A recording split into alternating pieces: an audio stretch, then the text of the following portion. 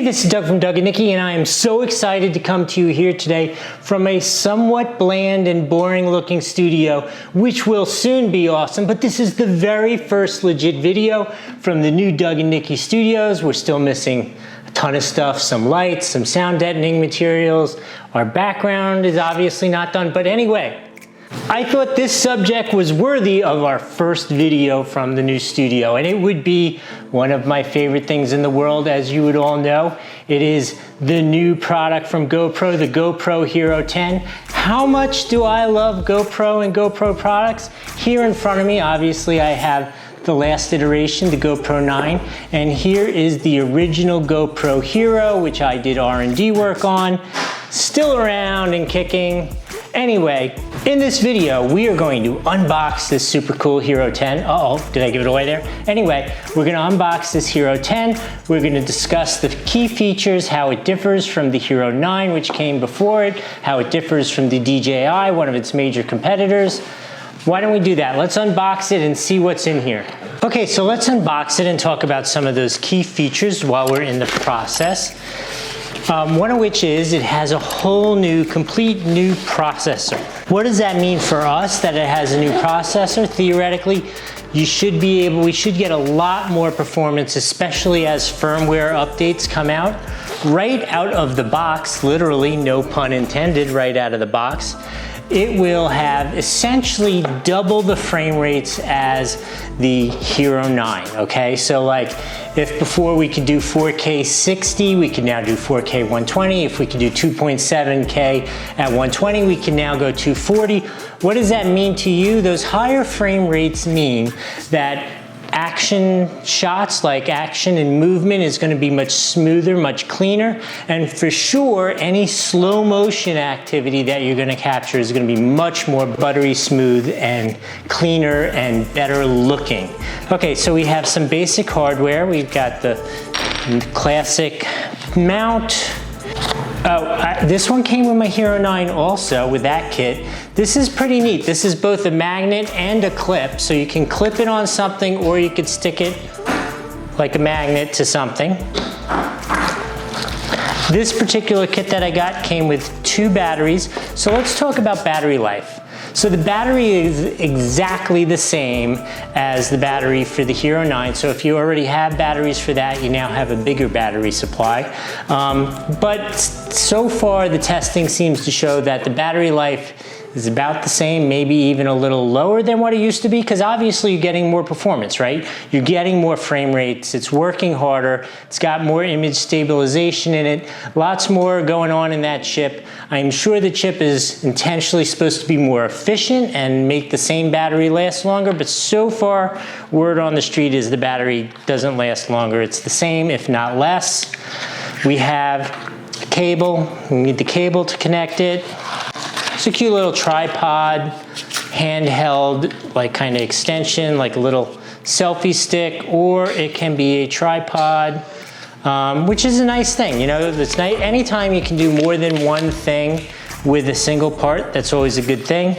You have some basic instructions, and then you also have, it was a little bit of work getting it out of there, but here it is.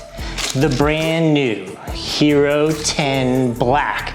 How can you tell the difference between your HERO9 and your HERO10? Because they are the exact same size. You can see the HERO10 now has blue, fancy blue letters on the front as opposed to the white on the HERO9. A couple other final thoughts in terms of important changes. A big one for Nikki and I is the lens now has a hydroscopic coating on it. What does that mean? Well, if you've ever played with one of these and gone to the beach and been like snorkeling or playing at the beach, and you kind of go in the water, come out of the water, go in the water, and you get home and there's like a drop of water in the center of the image and everything is just wasted, no good, terrible. This should resolve it. There have always been options, like some people like spit on the lens, some people put like you could put the same coating that you put kind of like the anti-fog stuff on goggles. You could do that too. Now it's supposed to be built in with a coating that will prevent that from happening. We'll see how that lasts long term going forward. The resolution on the photos are all higher now. On the 9, you used to have to shoot RAW in order to get the maximum resolution. Now you get that maximum resolution in all modes on the camera. Another really great feature for those of you who shoot a lot is you can now do a wire download, which means you can take this wire which comes with it, plug it into the camera, and then plug this into either your computer, or if you're on the go, you plug it right into your phone and it will download at a high speed, like high speed download. It's phenomenal when you're on the road and using it, so you don't have to keep changing cards or stopping to download over and over again electronically, which when you do it over the air, it is very slow. Okay, so another cool thing is the HyperSmooth 4.0, the new HyperSmooth, is engaged when you're streaming live. On the 9, you could stream live, but when you were streaming live, the HyperSmooth wasn't engaged. So if you were moving it all, it would be a little nauseous for people watching. You know, if it was sitting on a tripod, that's fine, but if you're walking around, vlogging and talking, live streaming, it would move around a lot. Now the full HyperSmooth 4.0 is engaged when you are walking, and this stuff is amazing. I am sure everybody's seen 10,000 videos. It is incredible how stable the image is out of this.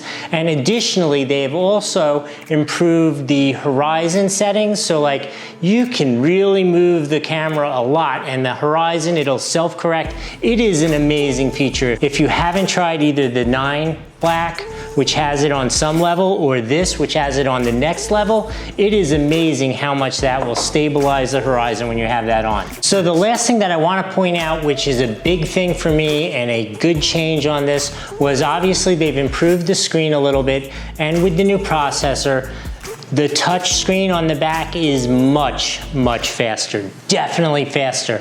This thing, I love this camera, this touch sensitivity thing. It was like garbage. Like you'd press a button and you'd have to wait for it to make a change, and this, that, the other thing. This thing, it's not like a lightning fast thing, but it is dramatically faster, and it is normal and feels comfortable. You touch it, you change a setting, and you're ready to go. It is the way it should be. Obviously, everything could always be faster, but it is not slowing you down and annoying you like the way it did on the 9. Overall, I hope this has been helpful for you. Did you give us one of these down below? It's really important for the channel. Thank you. If for some reason you don't agree with some version of what I've said, feel free to comment below. Let us know. Let us know if this is your go-to camera, or if you're still using the old DJI or using one of those 360 cameras. Nikki and I always want to hear from you, so fill up those comments below.